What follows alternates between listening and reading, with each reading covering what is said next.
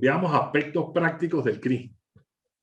Porque entonces hemos estado hablando básicamente de cómo se derivan las ecuaciones, de cómo son los diferentes métodos de CRISM según su estacionalidad, según su soporte, si son paramétricos o no paramétricos, si es lineal o no lineal, y ya vimos toda esa teoría, pero de manera práctica, ¿cómo se hace? ¿No? Entonces, se empieza siempre por una malla. Entonces, esto es importante, que era lo que planteamos al inicio de esta plática.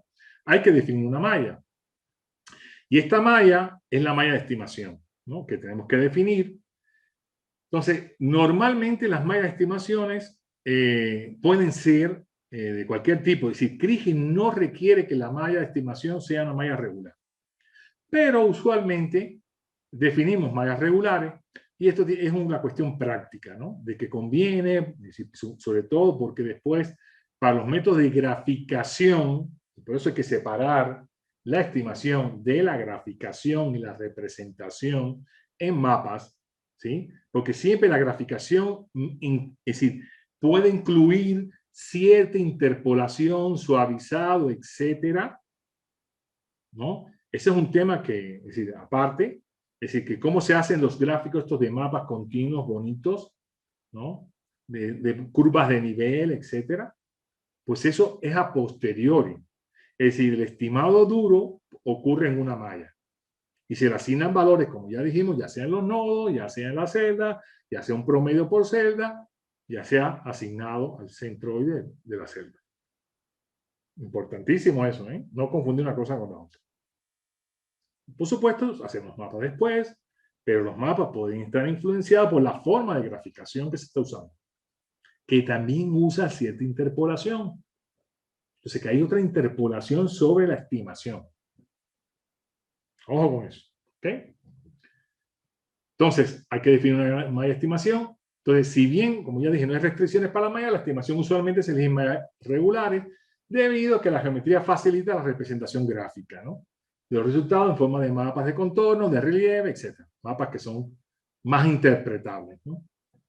Una recomendación práctica respecto al tamaño de la celda, es decir, la celda de la malla, o bloque, ¿no?, de la malla, es que debe ser de un orden aproximadamente igual a la distancia mínima de separación de los datos. Claro, esto no es un dogma, ¿sí? Porque de pronto podemos tener dos datos que están prácticamente ahí, exactamente casi juntos, ¿no? Y eso no te da la idea, ¿no? Pero estamos hablando más bien de la separación mínima del diseño de muestreo, si es que se realizó, ¿no? Es decir, originalmente, ¿no? De cómo están separados, por ejemplo, los sondajes, en este caso, ¿no? Es decir, sobre todo en esta cuestión de minería, hay dos direcciones fundamentales, ¿no? La dirección horizontal y la dirección vertical. Y esto también existe en otras, es decir, donde hay perforaciones y hay pozos, ¿no? Entonces, aquí sobre todo estamos hablando de esa separación mínima que hay entre sondajes, ¿sí? Porque en profundidad la separación puede ser muy pequeña, ¿no? Es decir, ahí podemos tener una malla muy... Y puede ser que la malla en una dirección sea relativamente mucho más, la celda mucho más pequeña, y en la dirección, si vertical, por ejemplo, en la dirección vertical podemos tener celdas bastante pequeñas, pero en la dirección horizontal pueden estar mucho más espaciadas, ¿no? O sea, hay que tomar en cuenta el espaciamiento promedio real de los datos. Ever. Sí, Martín, bueno, lo último que mencionas es bien importante, el hecho de que no necesariamente el bloque donde se estima tiene que tener todo su lado, su eje de la misma distancia, ¿sí? Puede que, y normalmente, ojo, en minería hay bloques que tienen una medida en la horizontal y otra distinta en la vertical. Entonces, que no se entienda como que tiene que ser una malla cuadrada o de una forma de iguales medidas en todo su eje. Lo que te quería mencionar es que desde un concepto que mencionaste en un principio, que hablaste del suavizamiento. Entonces, me gustaría preguntarte qué es el suavizamiento y cómo lo relacionamos con el tamaño de la malla. Es decir, si la malla tiene celdas más grandes, la estimación va a ser más suave. Entonces, eso quería preguntarte, Martín, a ver si nos podía comentar un Sí, poco más de ello. efectivamente. Y en general, yo diría más, en general, Kriging siempre suaviza. Es decir, porque la forma del Kriging precisamente, es decir, su naturaleza, ya dijimos que es minimizar la varianza del error de la estimación. Entonces, esto me da pie también para decir algo más. Es decir, el propio Kriging no reproduce la variabilidad espacial de los datos. Eso es sorprendente, ¿no? Porque uno diría, bueno, si yo uso el Kriging con un variograma, yo esperaría que las estimaciones también sigan ese variograma. No, no obligatoriamente, porque nunca se lo pedimos. Lo único que le pedimos es usar el variograma para hacer mínima la varianza de la estimación. Entonces, el punto importante aquí es eso. El Kriging, en realidad, es un interpolador y suaviza. Es decir, trata de hacer un suavizado, ya sea puntual, es decir, puntualmente es menos suave realmente que en bloques o en celdas. Porque si es en celda y se está promediando en la celda, todavía es más suave. Porque valores más altos y valores más bajos se van a promediar y va a dar un valor como medio entre ellos en un volumen. Esa es la razón por qué todavía es más suave. Es decir, el puntual es menos suave, aquí otra vez relativo, que por bloques, ¿no? O el que es asignado al centroide. Entonces, el que es asignado al centroide también es menos suave que el promediado por bloques. Y depende del tamaño también de la celda, por supuesto. Pero importante, el tamaño de la celda no es a voluntad.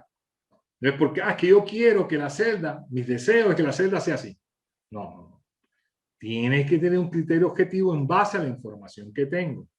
Entonces, esta forma de bloques, es decir, esta malla debe llevar información geológica, conceptual, ¿no? Y de los datos. Fíjense, geológica, conceptual, es decir, cómo nosotros pensamos cómo está. Y esta información geológica conceptual también se complementó ya con los análisis exploratorios, que te están dando idea del comportamiento de tus datos. ¿Cómo se comportan los datos? ¿Los datos se comportan como yo esperaba o no? Y hay ciertas restricciones, es decir, geológicas y espaciales que tienen que cumplirse, como el dominio, ¿no? O las regiones, ¿no? Con diferentes mineralizaciones, etcétera, ¿no? Es decir, que podemos, y siempre vamos a estar dividiendo en sus regiones, dada ya después un dominio específico, ¿no? Estamos trabajando, porque entonces todo esto lo estamos platicando en un dominio específico que ya nosotros definimos, ¿sí? Entonces, dado un dominio específico, allí la malla en ese dominio específico puede no ser igual a otro dominio, puede ser otra malla, ¿sí? Porque este dominio a lo mejor está más densamente muestreado que el otro, que el vecino, por decir algo. Es decir, por tanto, el tamaño de la malla no tiene por qué ser igual al del vecino. Bueno, seríamos deseables para cierta compatibilidad, etcétera, ¿no? Y eso es otra cosa, que ambos sean compatibles, puede ser, pero que si aquí tengo más datos, yo puedo tener una mejor estimación y consecuentemente la malla más fina, ¿sí? Y esa malla más fina sí atrapa un poco mejor la variabilidad, por supuesto. Mallas más gruesas, como bien comentaste, pues están más suavizadas. En la medida que tengo mallas más gruesas, porque tengo menos densidad de puntos, ¿no? De información, pues es decir, no la puedo hacer a voluntad más fina. Sí, bueno, sí puedo, pero no te va a dar realmente una mejor estimación. Vas a dar la misma estimación prácticamente, porque está restringida la información que tienes. Lo único que estás artificialmente aumentando el poder, es decir, el cómputo, ¿no? Estás calculando más, ¿no? Porque tienes más celdas, etcétera, pero en realidad no tienes más información. ¿Okay? Entonces, aquí tiene que haber criterios geológicos y criterios pragmáticos de la cantidad de información debido al muestreo que se hizo. ¿No? Es decir, con los criterios que se hicieron. Y básicamente hay como dos direcciones que hay que tomar en cuenta, ¿no? Cómo están distribuidos, ¿no? Si estas perforaciones, los sondajes, ¿no? Los barrenos, ¿no? ¿Cuál es la separación media de ellos? Eso te va a dar un criterio. Se puede tomar en la mitad, por ejemplo. A lo mejor, vamos a poner, si los barrenos que están más cerca No, claro, no es que sea un solo caso, sino que en promedio más o menos sea la norma, ¿no? Vamos a suponer de que están 10, 15 metros, ¿no? Por decir 15 metros, 20 metros, pues podemos tomar la mitad para la malla, ¿no? ¿Sí? El orden, podemos tomar el orden, pero tomar la décima parte de eso no tiene sentido. Es decir, un orden por debajo no tiene ningún sentido. Ah, ¿que lo puedes hacer? Claro que lo puedes hacer. Y lo que estás haciendo es cálculo extra, vamos a decir así, estás poniendo a trabajar tu computadora además, vamos a decir así, ¿no? Porque puedes hacer todo lo demás, ¿no? Es decir, por supuesto, ¿no? Pero vas a tener una cantidad de celdas vacías increíble, ¿no? Porque no tienes más información, la información es exactamente la misma, no cambia, es los valores que tienes asignados a las celdas, ¿no? Y siempre va a haber la misma cantidad de valores asignados a celdas. ¿Ok? Entonces, eso es muy importante para como criterio de hacer la malla de estimación. Ever. Sí, mira, con lo último que mencionas, Martín, ya me dan ganas quizás de hablar un poco de simulación, porque te fijas, cuando tenemos poca información y quizás por ahí definir una malla un poco más fina para reproducir de cierta manera ese comportamiento a través de nuevas realizaciones, está interesante, está muy bueno. Pero bueno, serán temas de la siguiente. Solo que Claro. me quedó ahí el tema de mallas más finas, no estimarlas, sino que simularlas. Bueno, es decir, es buen punto. Eso habría que discutirlo más. De todas maneras, creo que la malla, aunque sea para simulación, debería ser más o menos la misma. Porque depende de la información, como digo. La información es la misma. Ah, con el mismo tipo de malla, fíjate, el mismo tipo de malla, enfoque, estimación y simulación. Estamos adelantando, por supuesto. Entonces es lo que temo un poco confundir. Pero en el caso de simulación, sí va a reproducir toda la estadística, ¿no? De los datos o de la estadística que nosotros queramos que se reproduzca. Lo voy a decir mejor, ¿no? Pero puede ser la de los datos. Mayormente se hace la de los datos, ¿no? El valor medio, la varianza, el variograma, la dispersión, hasta la simetría, si tú quieres, todo va a ser una imitación, ¿no? Es decir, es un modelo realmente, el verdadero modelo del comportamiento, ¿no? de la ley, es la simulación. La estimación lo que trata de buscar los valores óptimos estimados, los más probables. Entonces, en la simulación a posteriori también se pueden encontrar, entre otras muchas cosas, los valores también más probables. Fíjate, es cómo funciona. Es decir, las simulaciones nos permiten después hacer una estimación, pero haciendo varias simulaciones. Y nos da escenarios, ¿sí? Para saber los más probables, los menos probables, más optimistas, más pesimistas. Entonces, nos permite tener más confianza en realidad. Ok, entonces, no me adelanto porque eso tenemos que ver en las simulaciones. Entonces, esto es como propaganda para las simulaciones, ¿no? De que en realidad debiéramos hacer, es decir, debemos hacer estimaciones, ojo. Este es el camino. Es decir, hacemos análisis exploratorio, hacemos es decir, modelos de dependencia espacial con los variogramas, es decir, análisis variográfico, hacemos estimaciones, es decir, con los enfoques tipo Kriging. Podemos hacer estimaciones también conjuntas, que es el tema siguiente. Y finalmente, podemos hacer las simulaciones, y ese es el camino. Es decir, sin saltarse ninguna etapa. Es decir, es un camino sistemático. Es decir, no es que saltamos de los variogramas a las simulaciones, no. No. Hacemos también las estimaciones para tener una idea, ¿no? Y eso nos puede llevar a proponer hacer las simulaciones de una manera mucho mejor, ¿no? Más representativa del comportamiento, ¿no? De nuestro fenómeno que estamos estudiando, en este caso, bueno, de la ley mineral, etcétera, ¿no? Y nos da, entonces, unas estimaciones mucho más confiables y escenarios mucho más confiables para la toma de decisión. Porque lo importante es eso, ¿no? Y finalmente, si tengo valores más representativos o no, ¿no? Es decir, del comportamiento de la ley mineral en este caso, ¿no? Es eso, ¿no? Ok, entonces la diferencia fundamental es que los valores estimados, pues lo que tratan es ser valor más probable y con menor varianza. Y suaviza, eso significa suavizar. Y en el caso ya de las simulaciones no suaviza. trata de reproducir más el comportamiento real, ¿no?, del fenómeno. ¿Ok? Bueno, entonces la malla realmente va a estar muy restringida por el modelo que tengas conceptualmente y por la información que se tenga, ¿no? Entonces, este es un ejemplo, ya habíamos platicado un poco de la malla. Entonces, esta es una malla rectangular. Entonces, aquí con toda intención hay dos direcciones, ¿no? Vamos a decir, con una vertical y otra horizontal. Y ven, la horizontal está un poquito más alargada que la vertical, pero incluso pudiera ser mucho más alargada, ¿no? Entonces, puede haber unas relaciones. Eso a veces no es tan conveniente, ojo con eso, ¿no?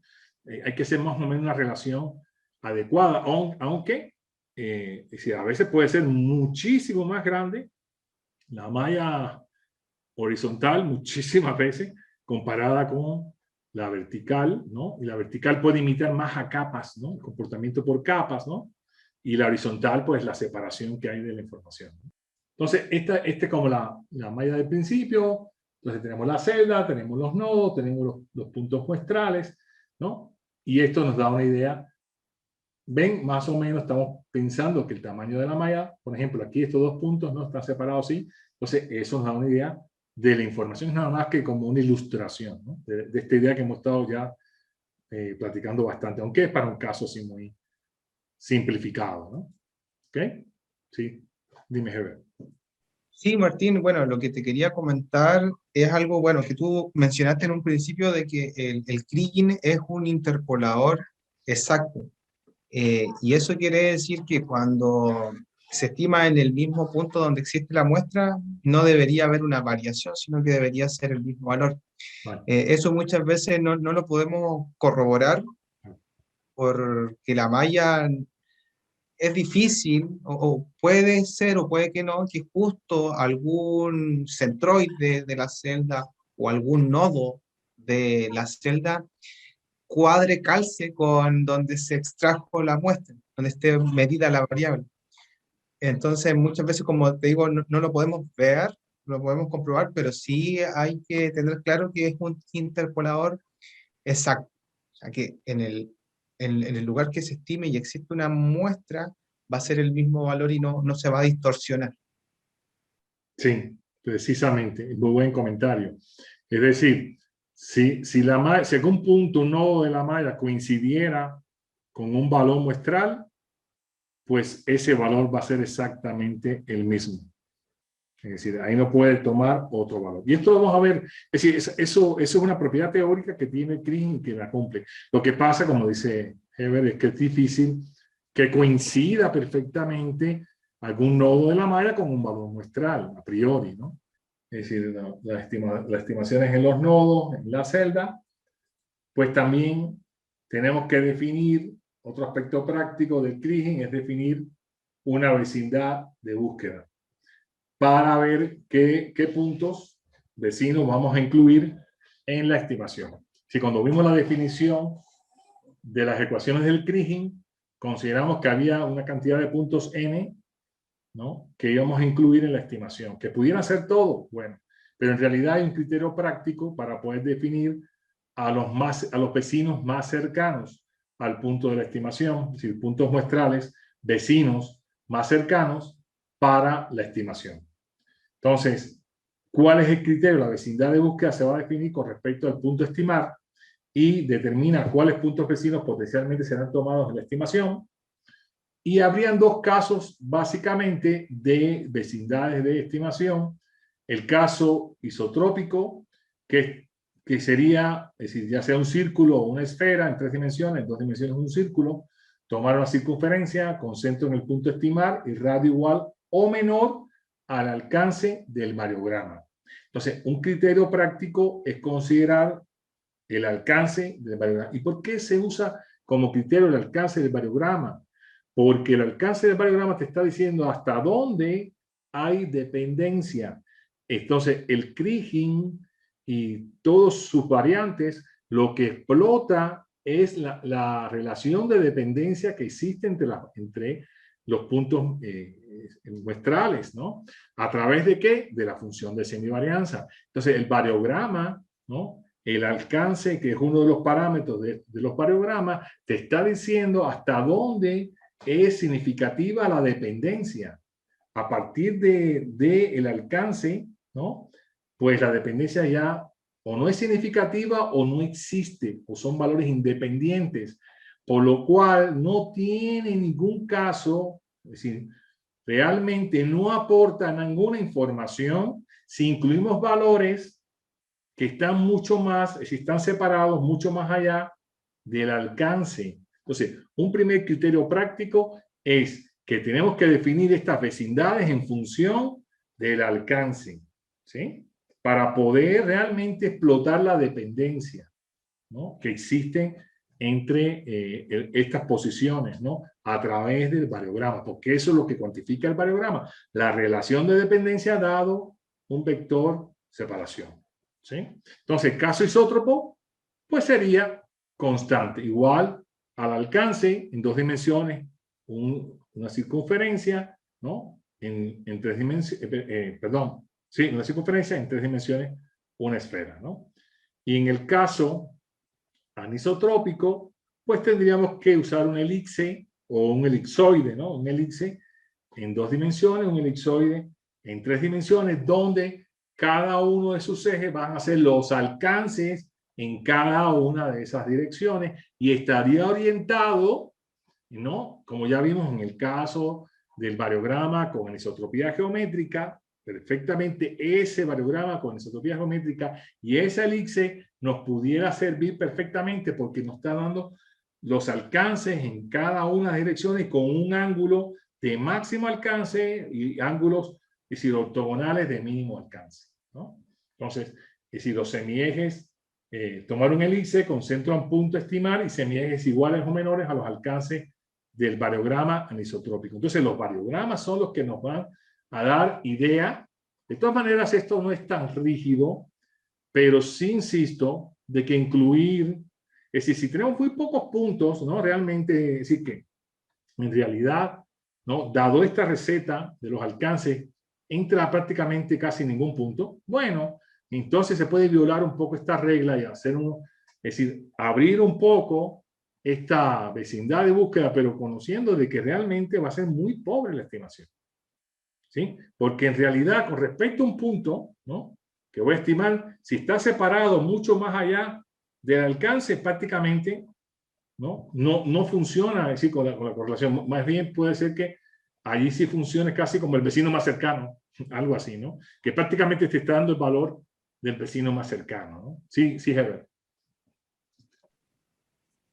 Súper importante este aspecto del kriging, el de la vecindad de búsqueda, porque como tú bien dices, si tú defines una vecindad de búsqueda más corta, vas a estar utilizando observaciones más cercanas, por ende se entiende que va a ser más confiable, dicho de alguna manera, la estimación. A diferencia de ampliar esta vecindad y quizás hacerla muy, muy grande, donde estén todas las observaciones, por decir algo, adentro, ahí ya se va a producir un poco de, va a disminuir la confianza en la estimación. Y es importante remarcar esto porque este criterio también se va a ver más adelante. Es decir, la vecindad de búsqueda juega un rol dentro de la clasificación luego de los recursos minerales. Aquellos recursos medidos, los recursos de mayor confianza, van a requerir que la vecindad de búsqueda sea más acotada que aquellos recursos inferidos que tienen menos confianza, donde ya vamos a tener un poco más de holgura en cuanto a la vecindad. Entonces es un aspecto clave dentro de la estimación del kriging, como también de otros aspectos futuros que se van a tratar. Ok. Todo esto, la vecindad de búsqueda, también está relacionado con la cantidad de información que entra en la vecindad, ¿no? Entonces, eso es algo también importante, ¿no? Entonces, aquí, bueno, aquí nada más estamos ilustrando de manera esquemática, ¿no? Una malla regular y una vecindad de búsqueda en forma de elipse, ¿no? Y que está orientada en cierta dirección con el alcance mayor, el alcance menor ortogonal, ¿no? Y se están usando los alcances o los rangos de las direcciones mayor y menor, pero además se puede dividir en secciones, ¿no? Es decir, se pueden dividir en 4, en 8, en 16.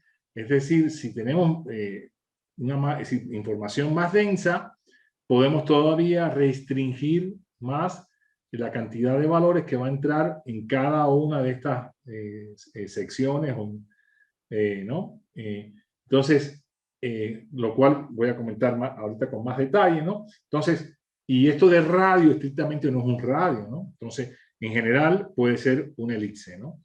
En caso con anisotropía, y eso hace también que la estimación sea mucho más representativa de la variabilidad, es decir, del comportamiento de los datos. Entonces, la cantidad, hemos hablado ahora, la vecindad, pero eso juega también con la cantidad, en realidad. Entonces, es decir, no es un dogma, porque como si lo definimos directamente y no entra en ningún punto, pues no va a haber valor estimado. Eso está claro, ¿eh? Si yo defino mi vecindad de búsqueda y hay zonas donde realmente no hay información en esa vecindad, pues no se estima. Sencillamente no hay valor estimado. Y pudiéramos relajar entonces hipótesis y aumentamos para que al menos entre cierta cantidad. Pero ¿cuánto es la cantidad óptima, no? ¿Cuánto no es demasiado? ¿Cuánto no es demasiado poco? ¿No? ¿Cuánto es muchísimo? Es decir, excesivo. ¿Y cuánto es mínimo? ¿No? Entonces, una vez definida la vecindad de búsqueda, entonces hay que definir la cantidad de puntos de la estimación. Una vez definida la vecindad de búsqueda, hay que especificar cuántos puntos intervendrán en la estimación. Esto determina el tamaño de la matriz del Kriging. Tomar en cuenta eso. Eso ya lo mencionamos anteriormente.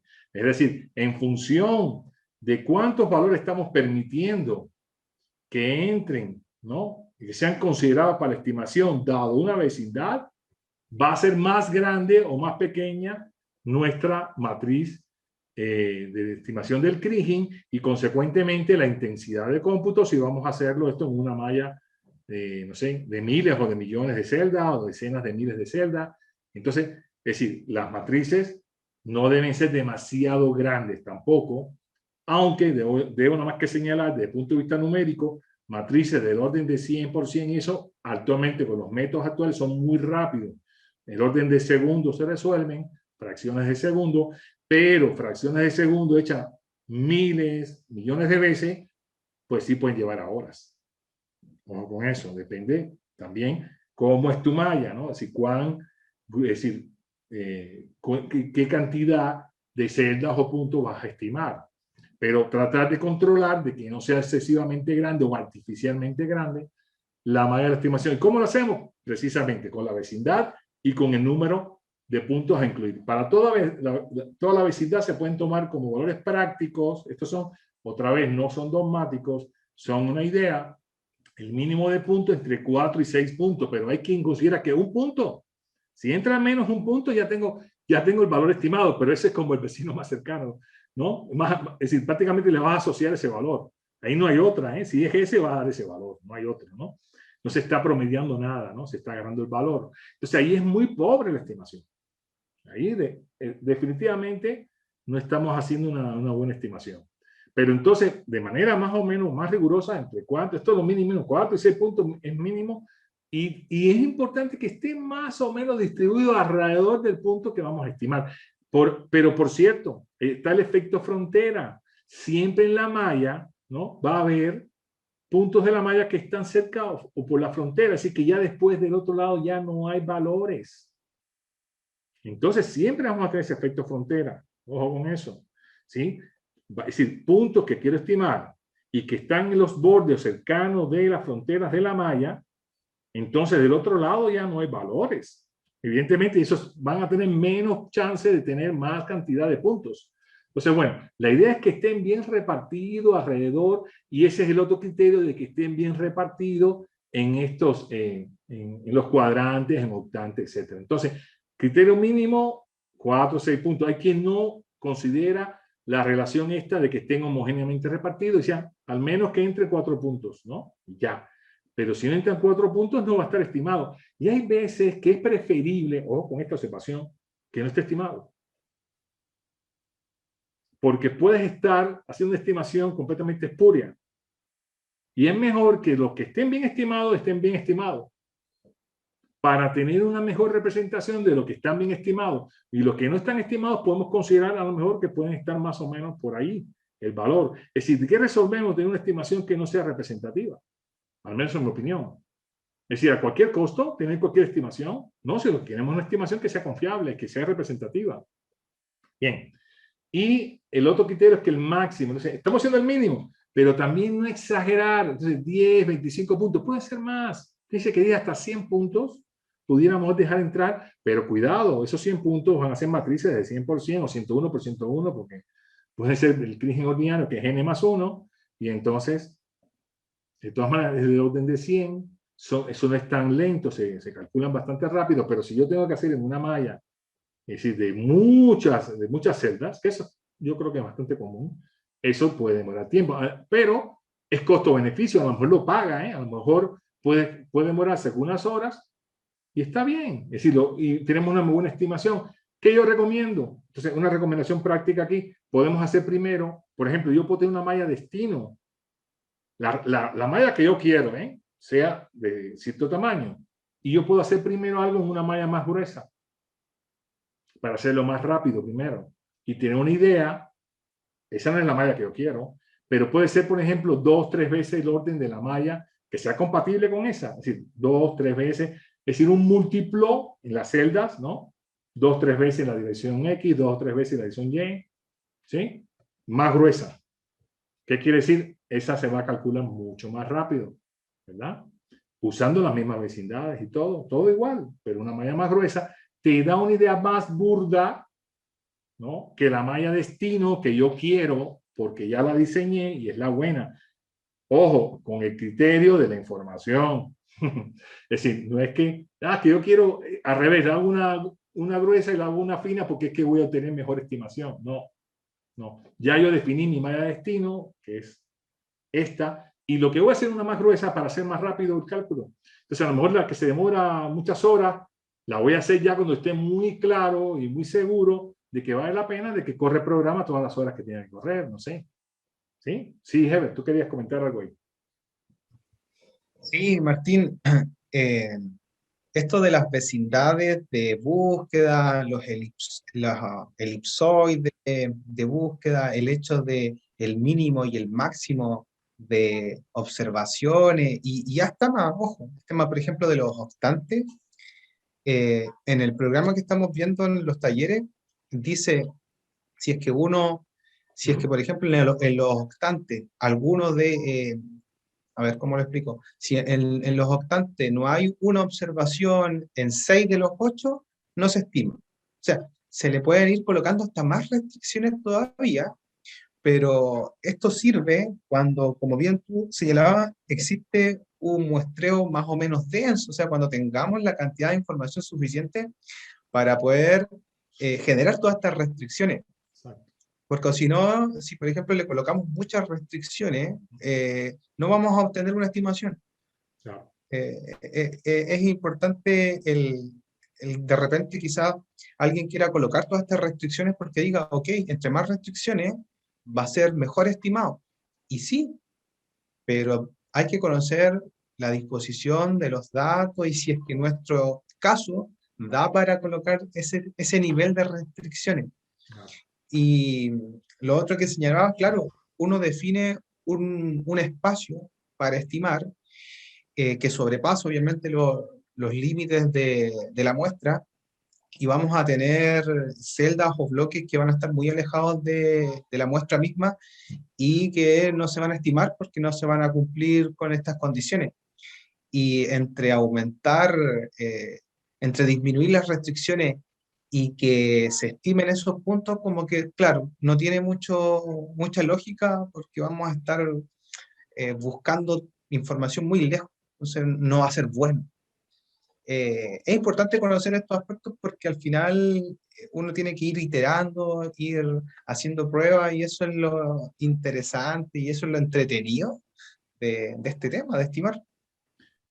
Claro, pero teniendo claramente lo que está haciendo uno, porque lo importante es eso. Es decir, como yo decía, una opción, hacemos unas mallas más gruesas, pero pudiéramos incluso mantener las restricciones fuertes y considerar, es decir, es decir, a ver, yo quisiera que se estimara así, con estas condiciones y estas restricciones. Está bien, es una estimación más dura, ¿no? Y se va a estimar solamente donde se cumpla. Perfecto. Y después lo suavizo y hago un poco más, relajo y aumento mi vecindad, entra más puntos. Entonces, esto hay que estarlo probando un poco, ¿no? Para tener, y puedes tener varios escenarios. ¿Sí? Uno mejor estimado bajo ciertos criterios y otro. Es decir, no son desechables. Y se pueden interpretar y se pueden analizar. Porque ese es el problema también. No es solamente quedarse con la estimación, sino el análisis a posteriori. Es decir, cuando ya terminas de la estimación, para el propósito que tú lo quieres, ¿no? Para el fin que se busca, ¿no? Entonces, esa yo creo que es la cosa, ¿no? Es decir, no, ¿sí, Heber? Sí, o sea, lo que tú acabas de mencionar, Martín, es clave. Creo que vale la pena detenerse un poco acá porque es clave.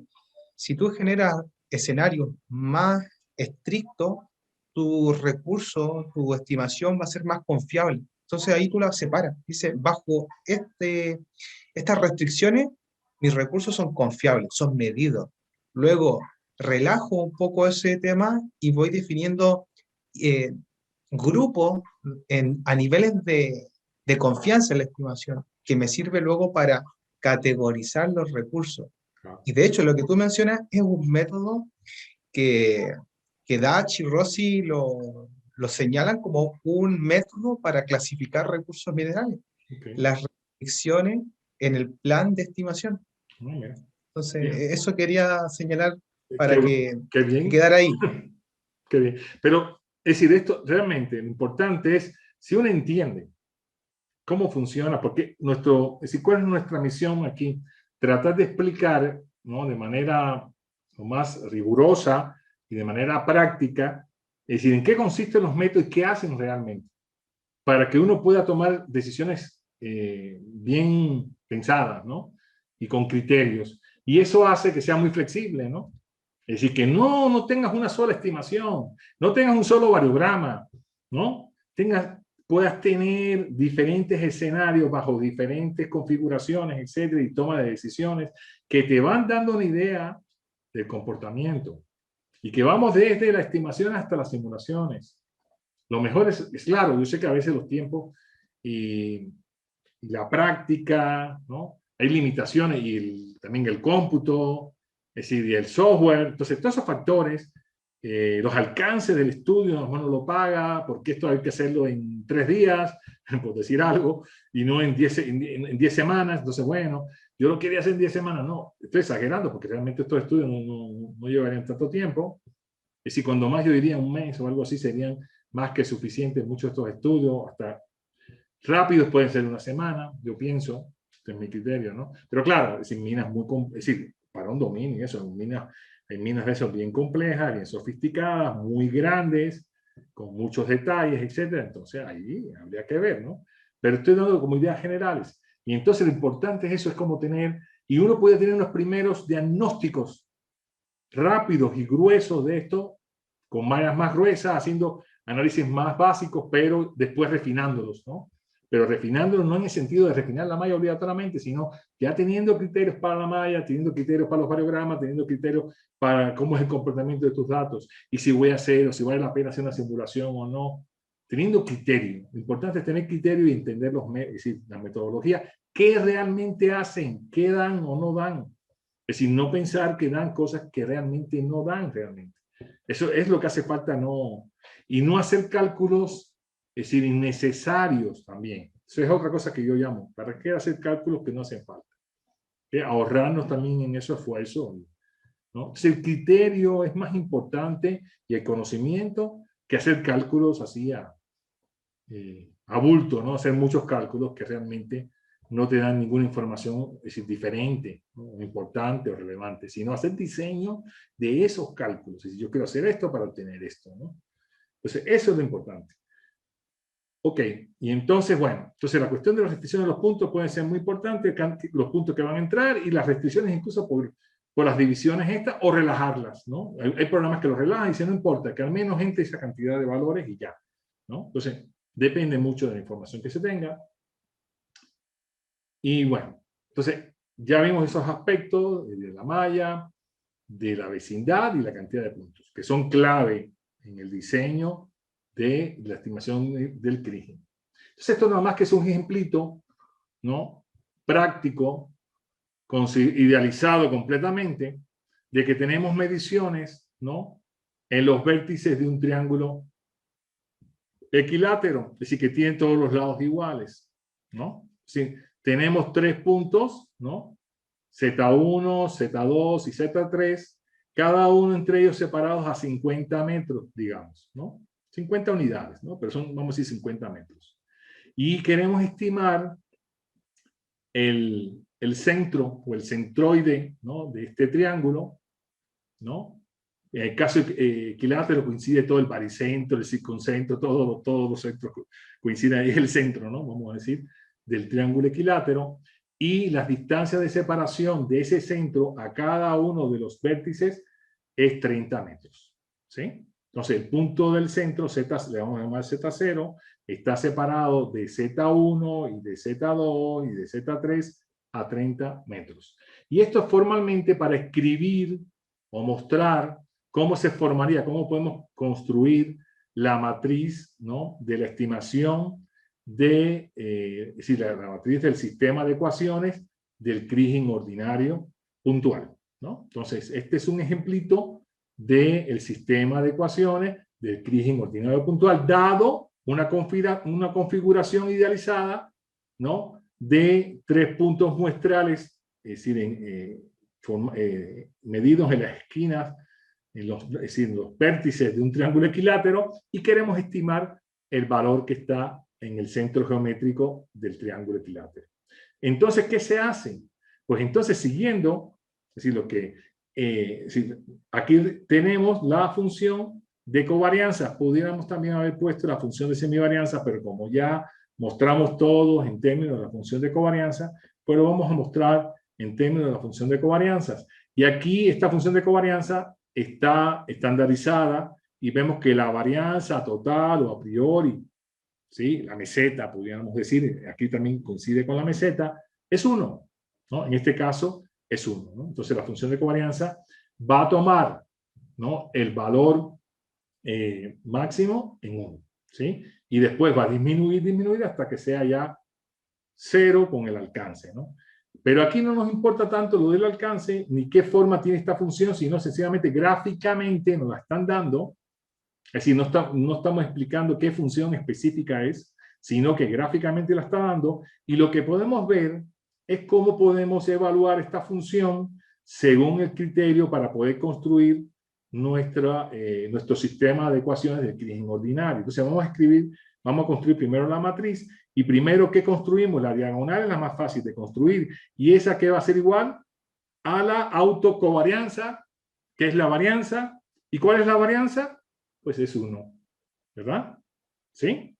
Entonces, 1, 1 y 1, y este 0, es decir, los 1, tanto en la columna última y en el último renglón, esos son, van siempre, ¿no? Es decir, decimos de cajón, eso van de manera estándar, eso sí no hay manera de que cambien, ¿no? Eso lo podemos llenar desde el principio, ¿no? De los 1 y el 0, ¿no?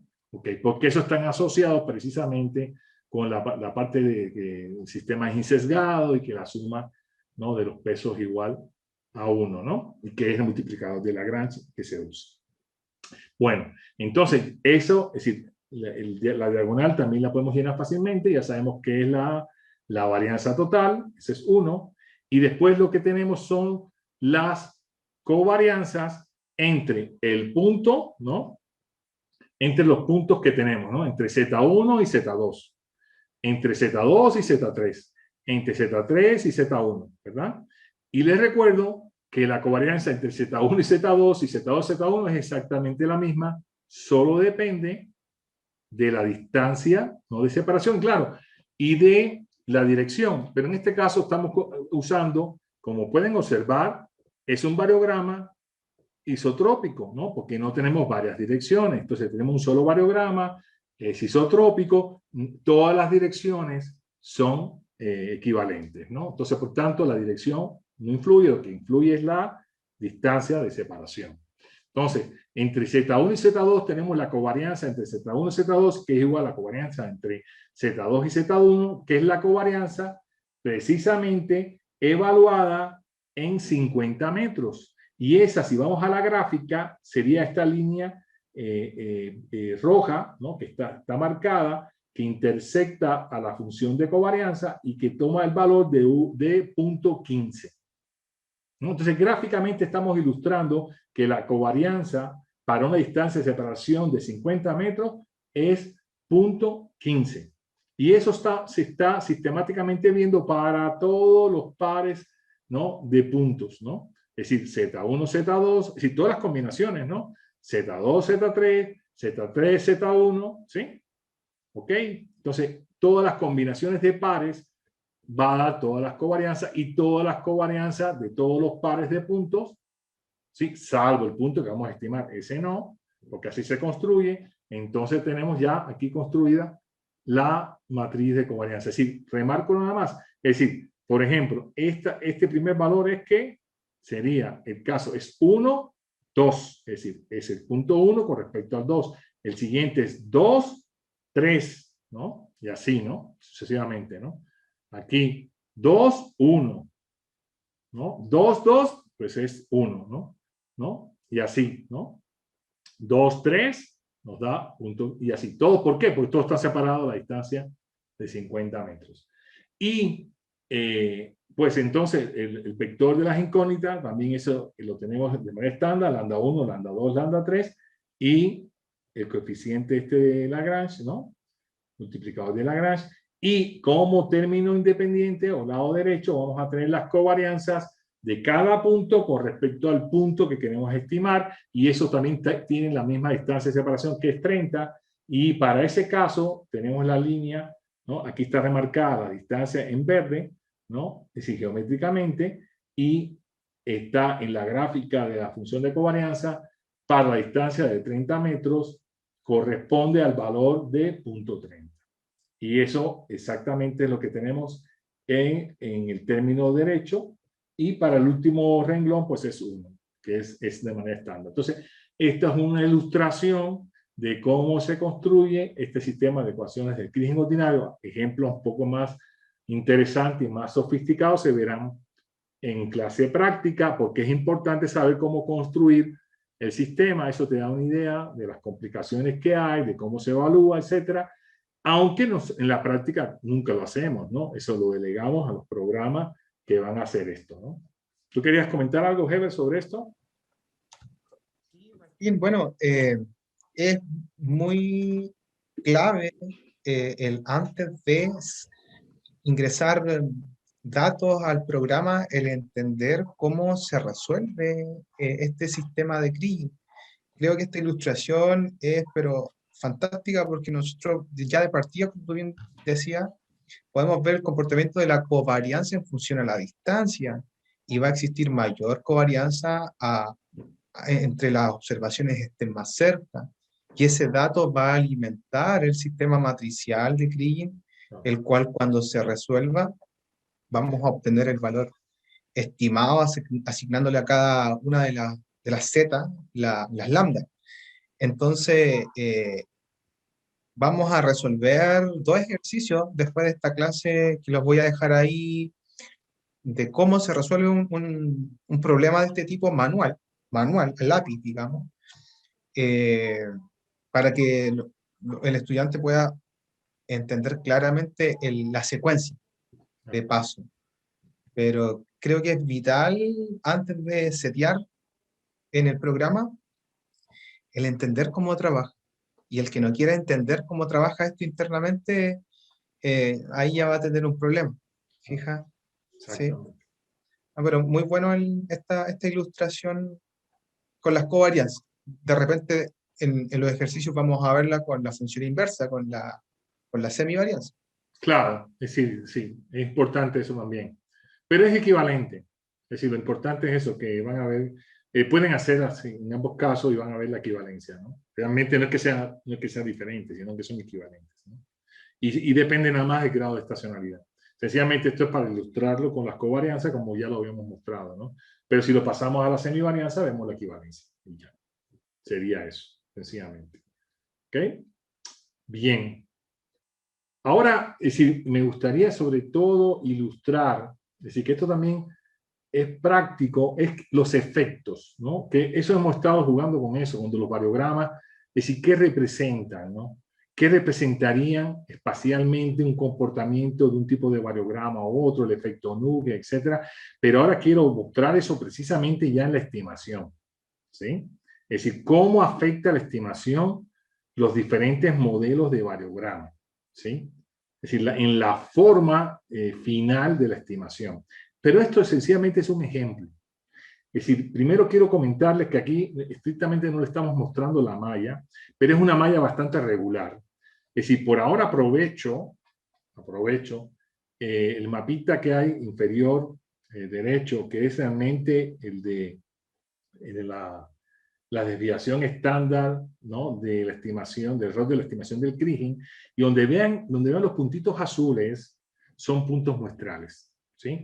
Estoy nada más que comentando eso. Los puntitos azules son los puntos muestrales, ¿okay? Que están en la estimación que se está haciendo en la figura superior izquierda, ¿no? ¿Okay? Entonces, prácticamente es una malla regular, salvo algunas posiciones que faltan, que están ausentes, ¿no? Entonces, esta estimación se está haciendo con una malla regular densa a esa escala, ¿sí?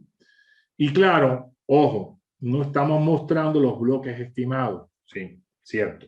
Estamos haciendo un suavizado, ¿no? Con una representación gráfica, con unas curvas de nivel, etcétera, y con colores, para que sea más bonita, ¿no? La presentación.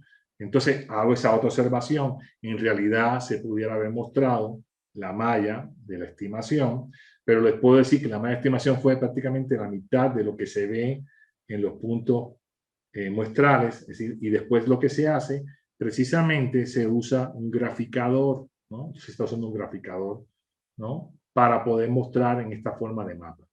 Pero lo importante es lo que quiero comentarles sobre los efectos. Entonces, pues esto son datos, no es tan importante qué tipo de datos es, pero son de porosidad, ¿no? Y suponiendo que cada punto eso es un pozo, ¿no? Realmente promediado en un intervalo, ¿no? En un intervalo tenemos un valor medio de la porosidad. Entonces, realmente no es tan importante qué tipo de datos y de dónde es, porque eso sirve para cualquier tipo de datos, ¿no?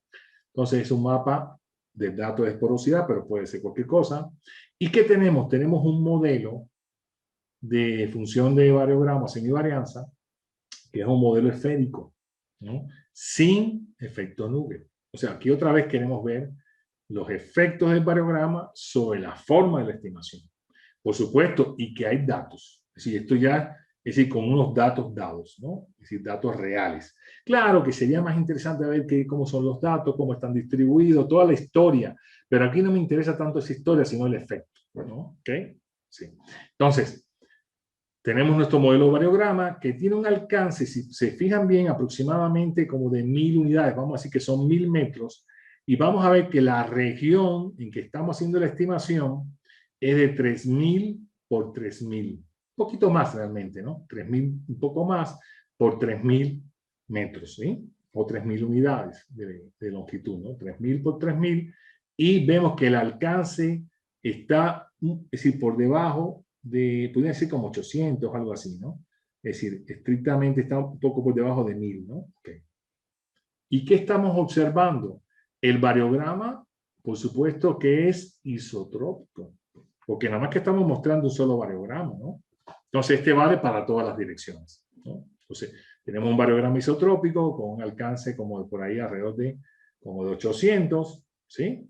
¿No? ¿Y qué estamos viendo? Las estructuras de correlación.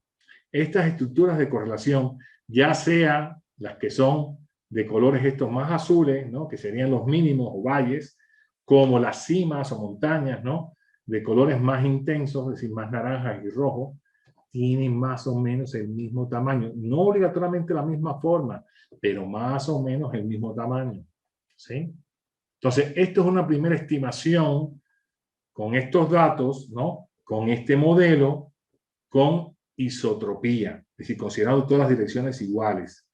Y podemos ver también que la varianza, bueno, la desviación estándar de la estimación del Kriging, es decir, ¿qué nos está mostrando? Fíjense, los puntos azules son los, es decir, no tienen error de estimación cero. El cero es como un color como morado, ¿no?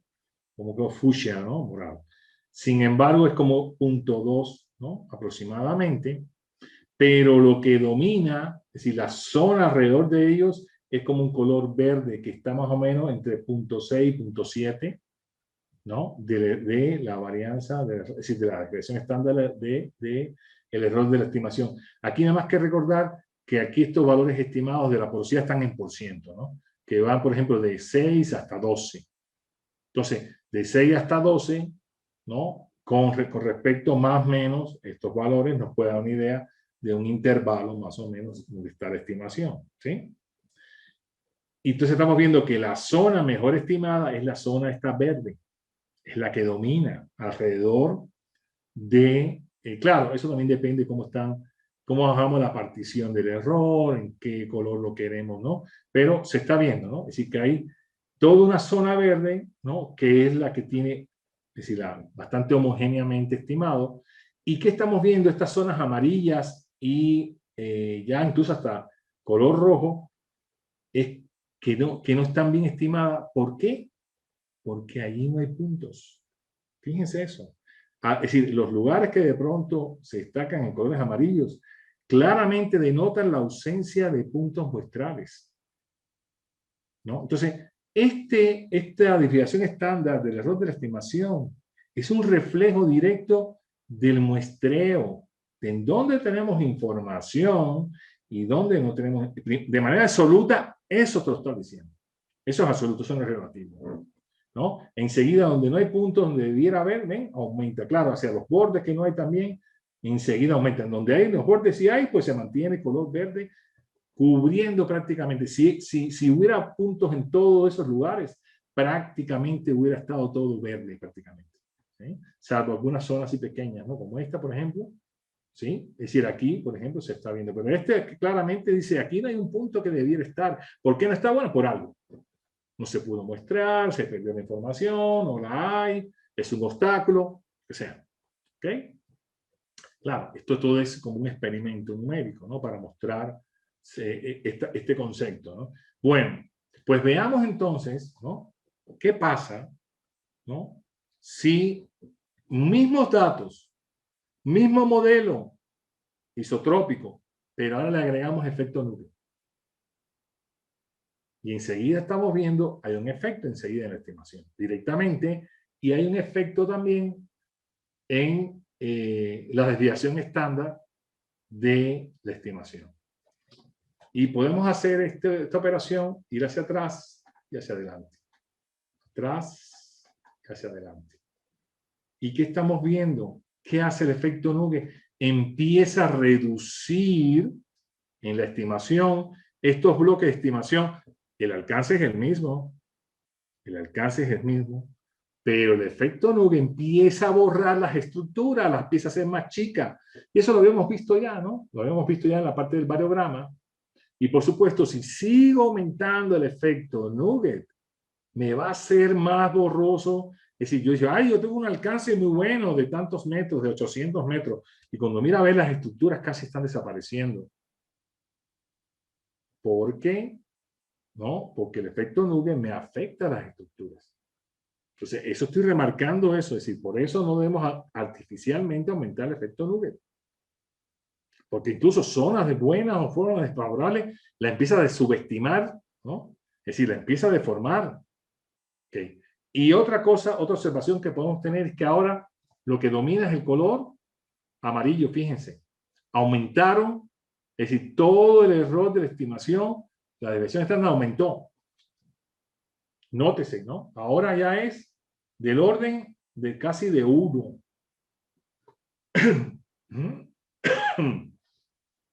¿Ok?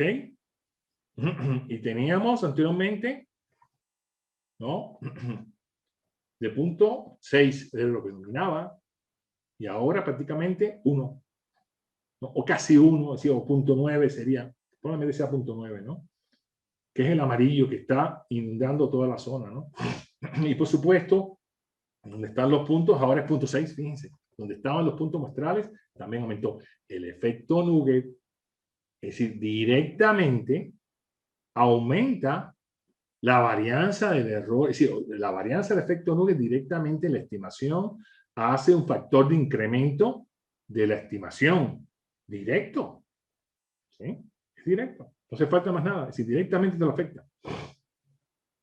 Y eso se puede ver incluso en la formulita.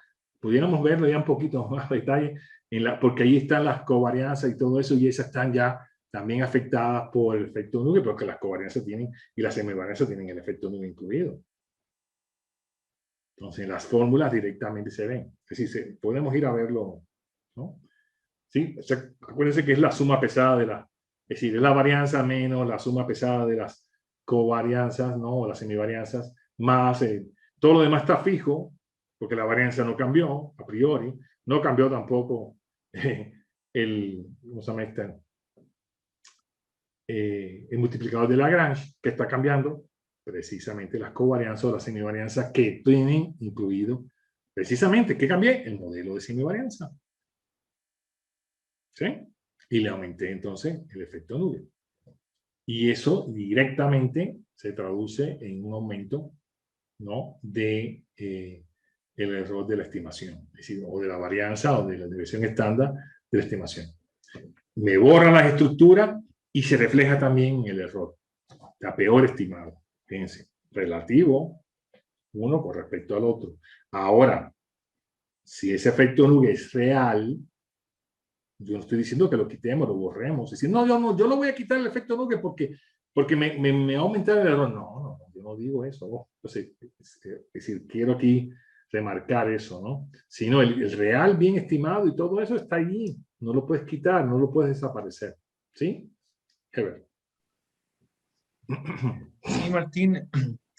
No, comentar solamente que creo que lo mencionamos en la unidad de variografía, pero si es que no, cuando sabemos que nuestros datos están más juntos en la vertical, o entre comillas en la vertical, porque son perforaciones, ¿sí? Pueden que tengan inclinación, pero a modo general, en la vertical, están los compósitos más cerca.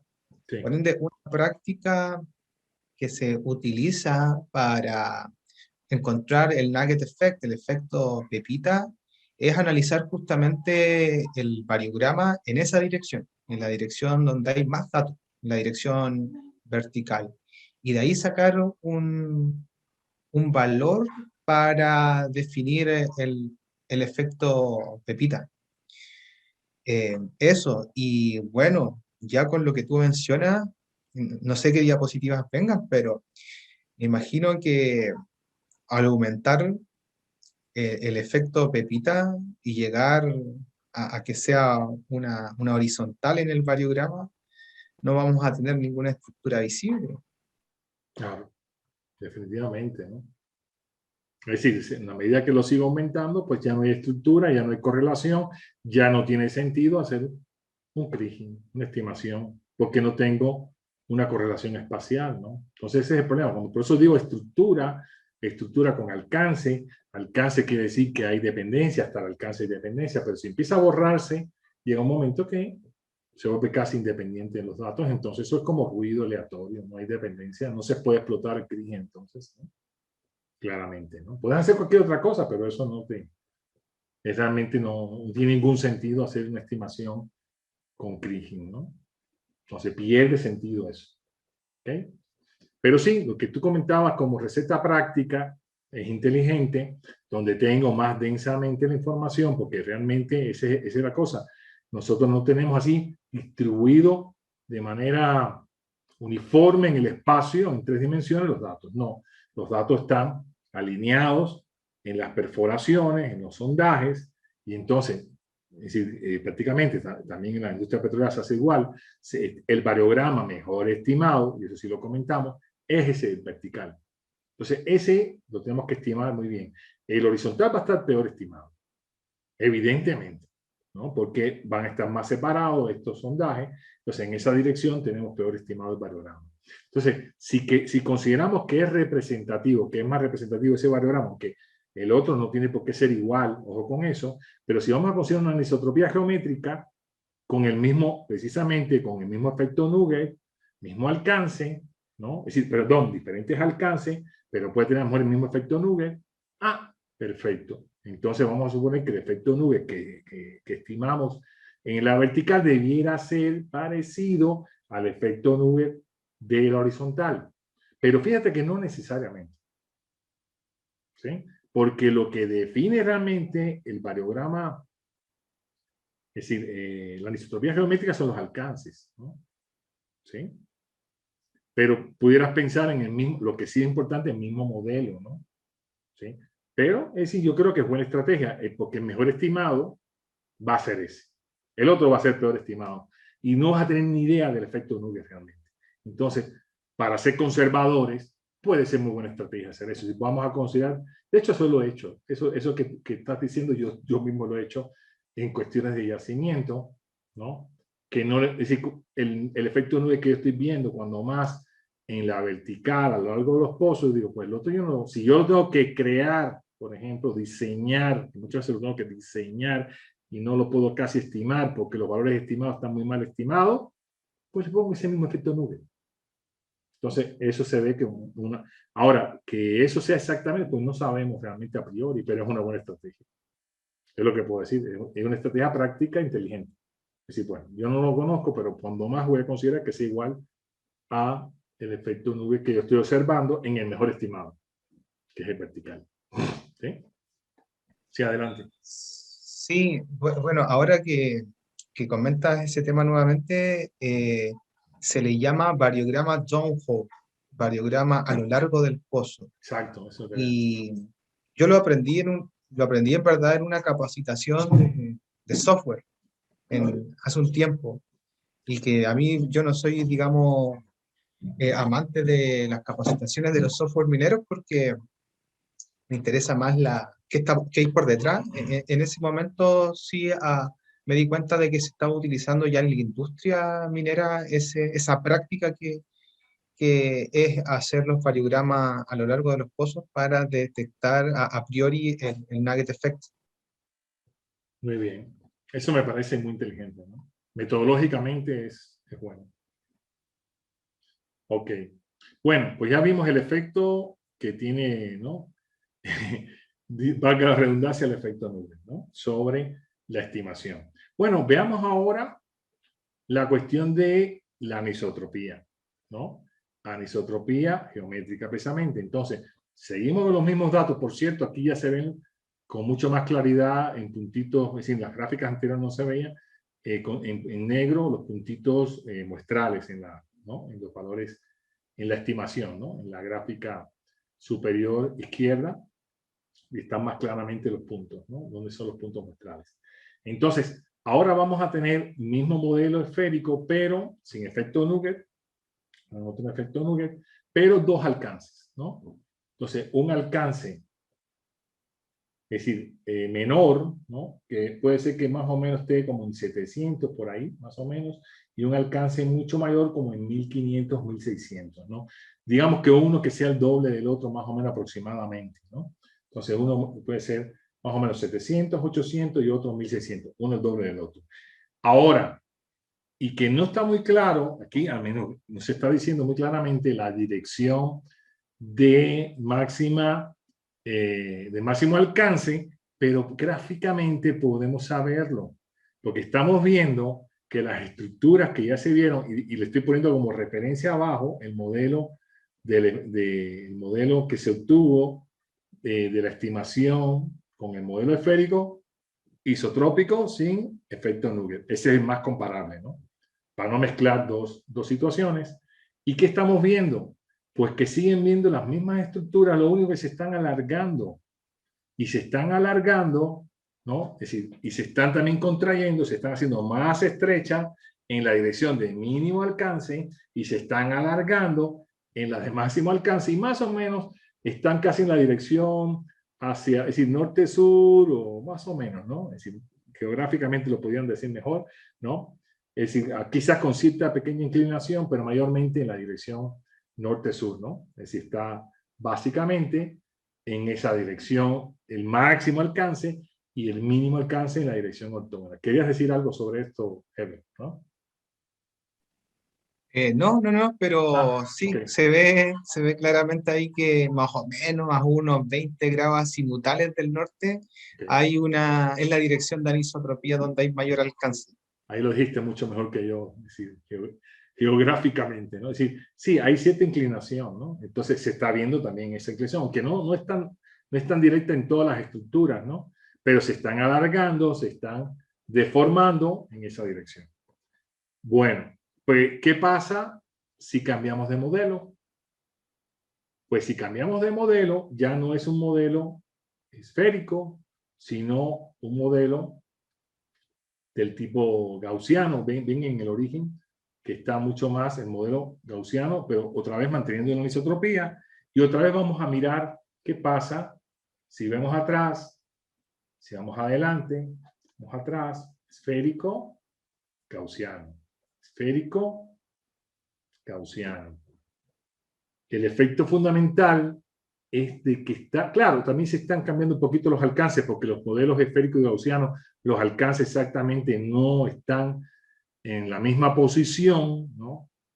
Es decir, uno sí es exacto, es decir, el esférico sí exactamente representa el valor que ya se acota al nivel de la varianza en la meseta, en el otro es aproximadamente el 90 y tanto %, ¿no? Para que sea más o menos el alcance.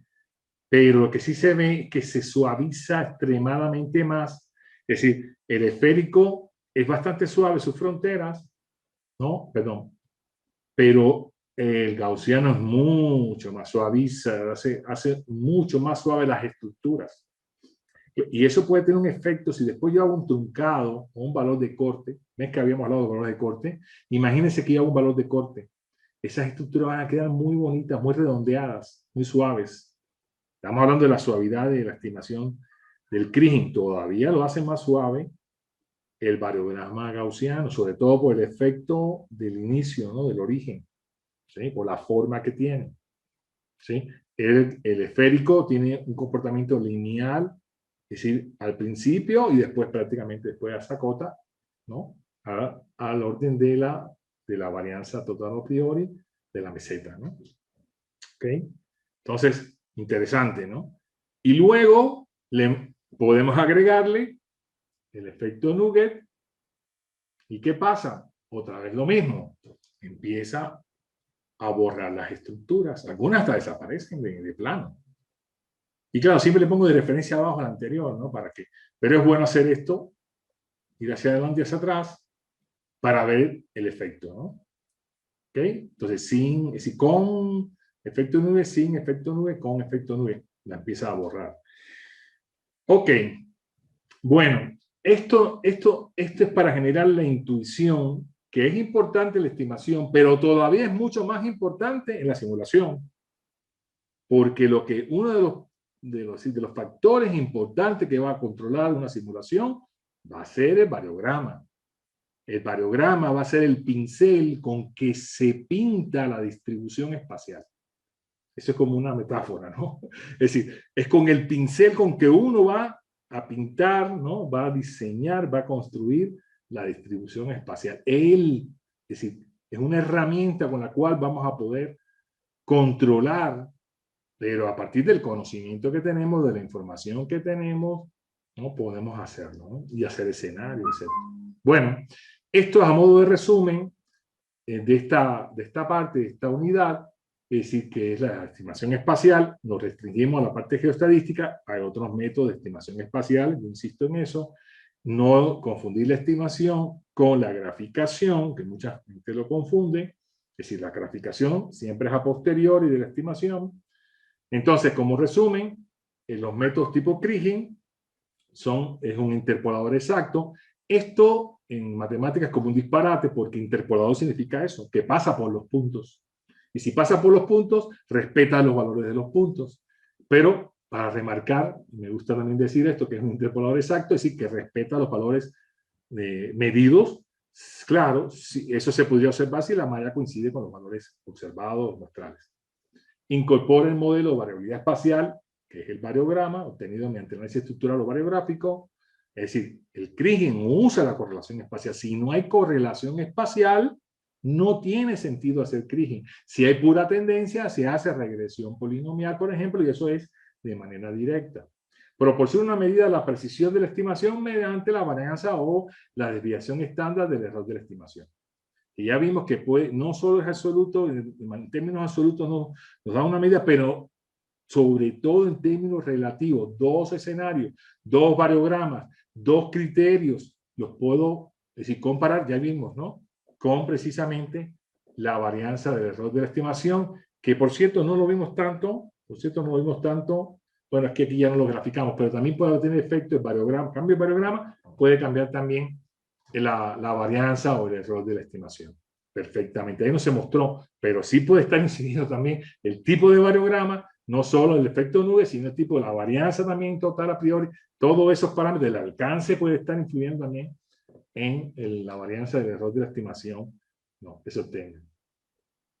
Y esta varianza de error de la estimación tiene aplicaciones, es decir, para hacer cuestiones más sofisticadas como el diseño diseño óptimo de muestreo, lo cual aparentemente no se hace mucho o se hace poco, pero hay metodologías bastante interesantes y sistemáticas para construir un muestreo óptimo.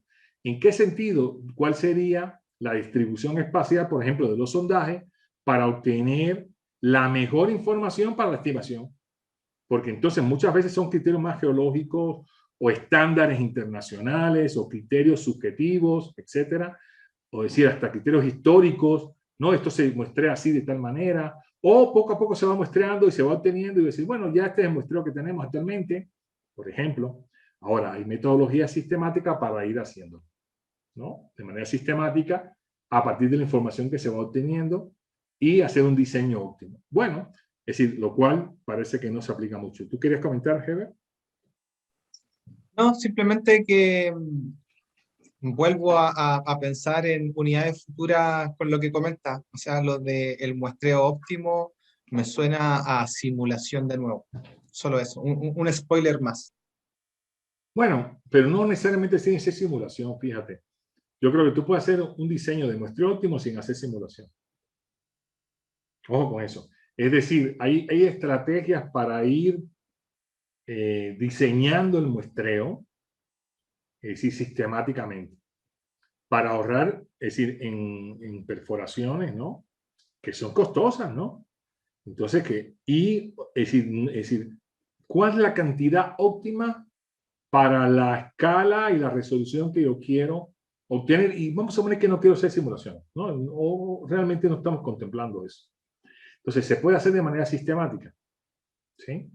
Claro que hay enfoques basados en simulación que son todavía mejores, por supuesto. Lo que acabas de decir, estoy de acuerdo contigo, no estoy negando, pero no necesariamente tiene que ser el objetivo de la simulación, sino información. Es decir, y esto de información es siempre lo que se llama una relación de compromiso, ¿no? En inglés se llama trade-off. Tú ganas por un lado, pero pierdes por otro, ¿no? Por supuesto, es decir, si yo perforo más, por supuesto, voy a tener un poco más de mejor información, ¿no? Y va a tener menos varianza de error, todo esto va a tener, mi información va a estar mejor, ¿no? Ahora, ¿a qué costo, no? Entonces, el problema es que el costo sea mínimo y máxima información con mínimo costo. Entonces, están compitiendo esas dos, ¿no? Es decir, realmente la optimización es un balance en realidad, es un trade-off, es una decisión de compromiso entre costo-beneficio. Aquí el beneficio es tener la mejor estimación, ¿no? Pero claro, hay que fijar como una escala, una referencia a la cual uno quiere tener mejor estimado esto, ¿no? Y claro, después se puede hacer más, es decir, eso se puede hacer por etapas, una más gruesa, una más fina. De hecho, se empiezan con transectos en direcciones, ya teniendo idea de la geología o análogos, o la mina vecina, o la mineralización vecina, o la mineralización análoga, es decir, con algunos criterios. De hecho, eso en minería, digamos, las metodologías propuestas son de minería. Es más que, bueno, originalmente, vamos a decir, ¿no? Fueron en minería donde se propusieron, ¿no? Pero no sé cuán sistemáticamente se han aplicado, eso ya. Y eso es un tema avanzado, realmente, que pudiera tratarse, y nosotros en particular hemos trabajado en esos temas, en hacer modelos de esto de estimación óptima, y se pudieran hacer mucho más sofisticados. En la industria petrolera ni soñar, porque allí son criterios ya casi geológicos, y aquí va el pozo y al otro va allí. Y entonces, y como son pocos, también eso hay que reconocerlo, no es así como una malla densa, aunque, ojo, de pronto, de repente se han hecho mallas casi hasta regulares, ¿eh? Eso, ha habido una práctica de ese tipo en algunos lugares, no voy a comentar más, y ahí sí se pudiera haber hecho ese diseño, pero hay una cuestión también de dinero ahí, que la gente que perfora quiere ganar dinero. Y entonces, de todas maneras, aunque saque el pozo vacío y no produzca nada, bueno, pues se perforó, ¿no? ¿Okay? Ya se diseñó, ya se está pagado, ¿no? O sea, bueno, eso también lo entiendo. O sea, hay cierto también compromiso entre la gente que hace la perforación, que son costosas, eso, y más que ya está la máquina ahí. Estoy aquí, ya voy a perforar. No es que, a ver, para aquí, vamos a analizar esto, ¿no? Es que yo estoy diciendo, analicemos y hagamos un estudio. No, ya el diseño está hecho, vamos a perforar ya todo y ya veremos después.